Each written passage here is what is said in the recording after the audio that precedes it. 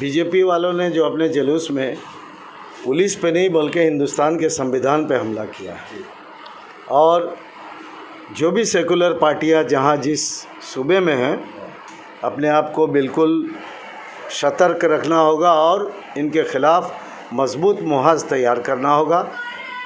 यही इसका हल है। और पुलिस पे हमला और लोगों पे हमला, इबादतगाहों पे हमला, बस्तियों को जलाना, इमारतों को तोड़ना, इनका यही काम है। इसके अलावा तो और कुछ हिंदुस्तान को इन्होंने दिया ही नहीं है।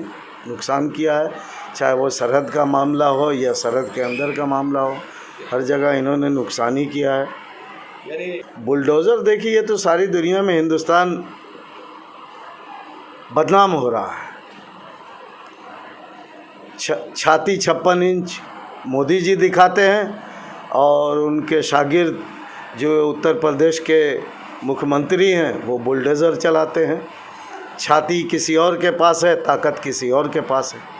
देखिए, वो चीफ मिनिस्टर हैं, उनका रोज़ाना का मामूल है और वो काम पे यकीन रखती हैं। अगर काम किसी दूसरे ज़िले में उस रोज़ काम है तो काम छोड़ के उनको नाबालिगों के ऑफिस में बैठ के कौन आता है, एजिटेशन करता है या क्या करने का गलत इरादा लेके आ रहा है, उसके लिए तो ये साबित हुआ है कि मुख्यमंत्री यहाँ नहीं हैं और कायदा कानून बिल्कुल अपना काम किया है। कानून की रखवाली किया है। कानून वालों ने जो लोग हमला कर रहे हैं, गाड़ियों को जला रहे हैं, लोगों को ज़ख्मी कर रहे हैं, पुलिस वालों को मार रहे हैं, बिल्कुल कानून के दायरे में रह के पुलिस वाले अपना काम किए हैं। अगर इसी तरह की पुलिस पूरे हिंदुस्तान में हो जाए तो फिर तो हिंदुस्तान का चमत्कार हो जाएगा। मतलब सिर्फ पुलिस का नहीं है, दीदी किसी दूसरे ज़िले में है तो क्या है, उनके साथी सब यहाँ मौजूद हैं और वो भी पल पल की खबर ज़रूर रखती होंगी। ऐसा क्या है कि वो अगर इस ज़िला में नहीं है तो पल पल का खबर उनको नहीं है, ऐसी बात नहीं है। ये तो उनकी कायदाना सलाहियत, उनकी ये लीडरशिप है कि इस ज़िला में नहीं है, शहर में नहीं है, लेकिन काम कानून का काम, कानून की रखवाली का काम लोगों ने किया।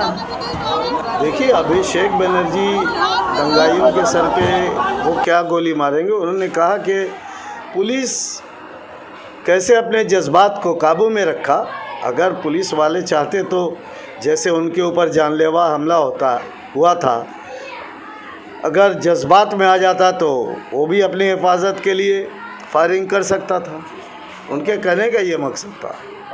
और जहाँ तक सवाल है, जवाब देने का सवाल है, अगर बंगाल में कैडर उतार दिया जाए तो बंगाली नहीं, दिल्ली उत्तर प्रदेश की धरती में अगर इजाज़त मिल जाए कि कैडर, टीएमसी के कैडरों को वहाँ भेजा जाएगा, तो मैं समझता हूँ कि वहाँ और जो सेकुलर पार्टियाँ हैं उनसे बढ़ चढ़ कर तृणमूल कांग्रेस के जो कारिंदे हैं, जो कैडर हैं, वो बता देंगे फ़िरका परस्तों को कि सेकुलरिज्म किसको कहा जाता है और इसकी हिफाजत कैसे की जाती है।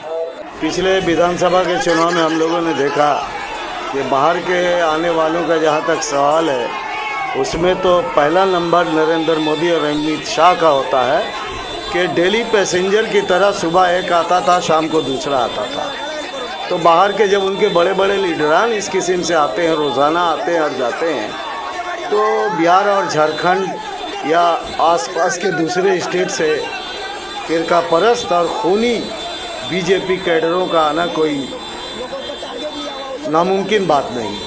देखिए, दीदी ने तो साफ साफ कह दिया है कि जिसने गलत किया उसको अंजाम भुगतना होगा। तो दीदी के ऊपर,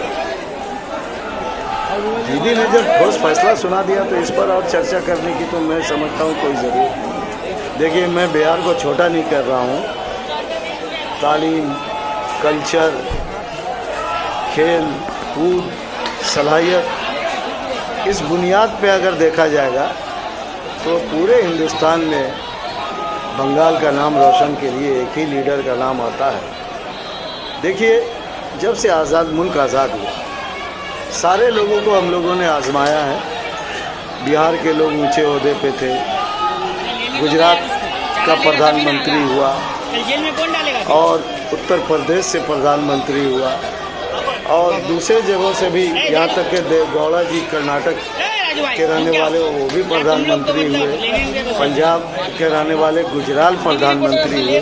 तो बंगाल का प्रधानमंत्री होने में जो गलती सीपीएम पार्टी ने ज्योति बाबू के ज़माने में किया था कि ज्योति बाबू को प्रधानमंत्री उनके लोगों ने होने नहीं दिया था, और जब कभी ऐसा मौका आएगा हिंदुस्तान को संवारने और सुधारने का, तो तृणमूल कांग्रेस के सारे साथी और बंगाली इस बार इस मौके को जाने नहीं देंगे।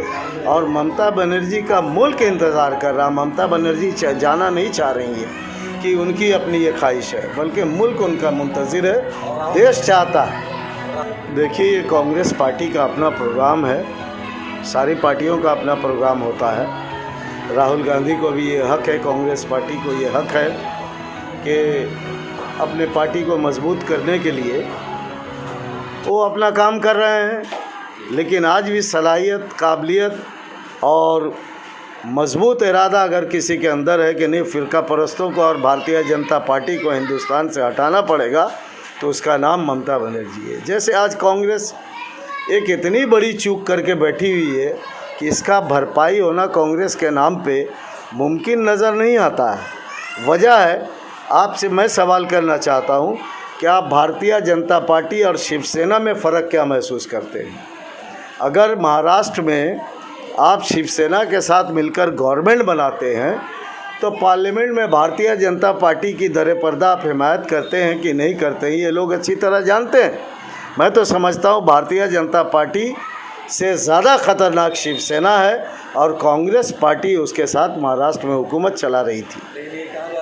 पद और सियासत में सब कुछ जायज़ है, जिन लोगों ने कहा है वो अपनी जगह है, लेकिन नस्बुल-ऐन जो होता है, जो बुनियाद होता है कि फ़िरका परस्त के हम ख़िलाफ़ हैं, हम अपने आप को सेकुलर कह रहे हैं, तो फिर फ़िरका परस्त ताकत के ख़िलाफ़ हम अगर शिवसेना के साथ मिलकर हुकूमत बनाते हैं, तो और भारतीय जनता पार्टी के ख़िलाफ़ अगर आवाज़ बुलंद करते हैं, तो ये एक मजाक समझ में आता है। देखिए, मैं बहैसियत एक इंसान और एक मुसलमान अपने अल्लाह से ये पूरी उम्मीद रखता हूँ कि जिस तरह से अपने घर को उसने अबाबिल चिड़िया के ज़रिया हिफाजत फरमाया है, हिंदुस्तान में भी अल्लाह ताला के तरफ से ऐसा कुछ मामला ज़रूर होगा।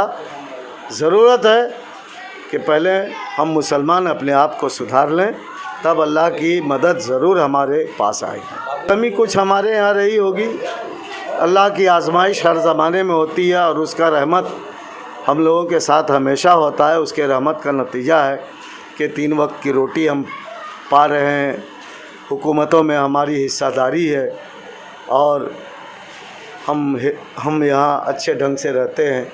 ये उसका ही मदद है।